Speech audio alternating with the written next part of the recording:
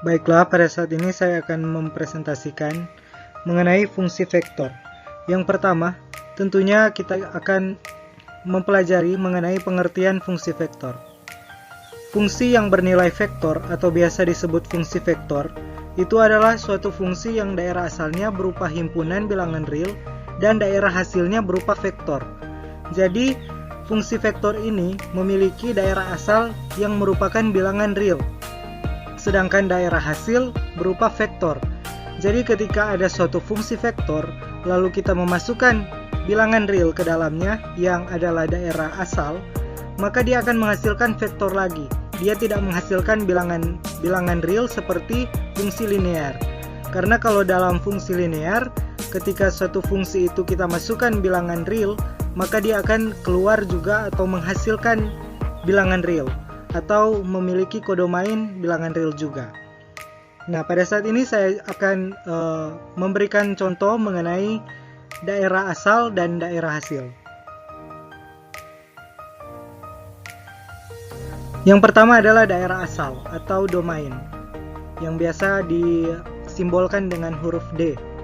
Misalkan ini ada suatu vektor f dengan variabel t, yaitu 2t kuadrat i ditambah 4 dikurang t pangkat negatif 1j. Nah, dari sini kita harus mengelompokkan dulu vektor-vektornya. Tidak seperti, jadi per komponen kita harus cari dulu domain dari tiap komponen fungsi vektor ini. Yang pertama ini ada komponen i. Kita misalkan dengan f kecil 1t atau f1t, yaitu 2t kuadrat. Nah, dari 2t kuadrat ini kita bisa lihat bahwa semua bilangan real memenuhi untuk dimasukkan ke dalam fungsi ini. Jadi t itu semua anggota bilangan real. Jika kita tuliskan dalam bentuk selang, dia akan diperoleh selang dari min tak hingga sampai tak hingga. Dia merupakan selang terbuka. Selanjutnya untuk f2t, yaitu komponen j, di mana komponennya yaitu 4 dikurang t pangkat negatif 1.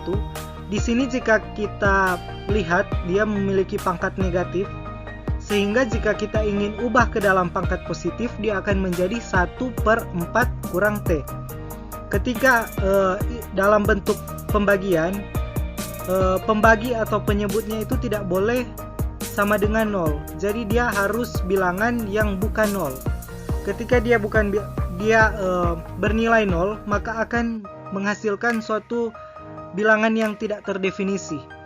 Maka dari itu, t di sini tidak boleh menghasilkan sedemikian rupa sehingga penyebutnya itu akan menjadi 0.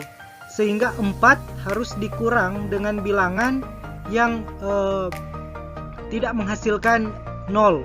Sehingga di sini kita lihat df2-nya dalam bentuk himpunan kita bisa tulis t, di mana t itu tidak boleh sama dengan 4, dan t itu adalah elemen bilangan real. Jadi t itu semua bilangan real kecuali 4. Dalam notasinya juga kita bisa tulis R besar di sini kurang himpunan 4, yang 4 di dalam kurung kerawal, dalam artian bahwa semua bilangan real kecuali 4. Karena jika dia 4, maka penyebutnya itu akan 0. Selanjutnya kita bisa lihat di sini untuk menentukan df besarnya atau daerah asal dari semua fungsi ini. Setelah kita kelompokkan per komponennya, kita bisa mencari daerah asal dari semua fungsi ini dengan cara mengiris semua komponen yang ada, mengiris semua daerah asal dari semua komponen yang sudah kita hitung tadi. Jadi df besar yaitu t elemen bilangan real, di mana t itu adalah irisan dari df1 dan df2. Nah, irisan dari df1 dan df2 itu yaitu selang min tak hingga sampai tak hingga dan semua bilangan real kecuali 4. Nah, dari sini kita lihat untuk t itu elemen dari min tak hingga sampai tak hingga diiris dengan semua bilangan real kecuali 4 dan menghasilkan t itu bukan 4 tetapi semua bilangan real. Sehingga semua bilang T ini adalah semua bilangan real kecuali 4, atau dalam selang dia bisa ditulis seperti ini, selang terbuka 4 dan tak hingga di sini. Jadi selang terbuka ini mengartikan dia bukan 4, tapi bisa kurang dari 4, bisa lebih dari 4. Atau bisa kita lihat di sini selangnya itu seperti dengan F2 ya. Nah, selanjutnya daerah hasil atau kodomain range. Misalkan Ft itu 2T kuadrat I ditambah 4 kurang T pangkat min 1J, atau seperti fungsi yang saya sudah contohkan tadi. Maka tentukan nilai dari T sama dengan 3. Kita harus mengetahui dulu bahwa T sama dengan 3 ini apakah dia termasuk dalam daerah asal atau tidak. Jika dia termasuk dalam daerah asal, maka ini tidak bisa kita hitung. Nah, karena tadi syaratnya adalah yang penting bukan 4, maka T sama dengan 3 ini memenuhi syarat untuk bisa diaplikasikan ke dalam fungsi. Nah, dari sini, dari fungsi Ft sama dengan 2T kuadrat I ditambah 4 kurang T pangkat min 1J, kita masukkan 3 ke semua variabel T, sehingga menghasilkan 2 dikali 3 dipangkatkan 2I, ditambah 4 dikurang 3 dipangkatkan min 1J. Sehingga hasilnya 2 dikali 3 pangkat 2 yaitu 9, sehingga 2 kali 9I, ditambah 4 dikurang 3 yaitu 1, dipangkatkan min 1J. Kita dapat hasil 18I ditambah J.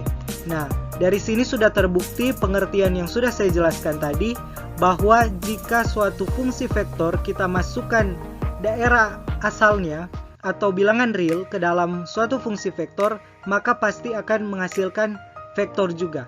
Tidak akan menghasilkan bilangan real atau yang lainnya, melainkan dia akan menghasilkan vektor. Seperti ini, kita masukkan bilangan real 3, dia menghasilkan vektor 18I ditambah J.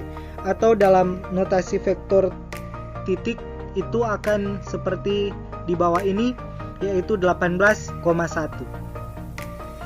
Jadi inilah pembahasan dari saya. Saya membahas dari ruang dimensi 2 atau R2 dengan komponen I dan J, dan sebenarnya sama saja dengan pembahasan pada ruang R3 atau ruang dimensi 3, di mana dia hanya menambah komponen K atau sumbu Z dalam hal ini. Sehingga cara menentukan daerah asal dan cara menghitung daerah hasilnya sebenarnya sama dengan komponen pada ruang dimensi 2.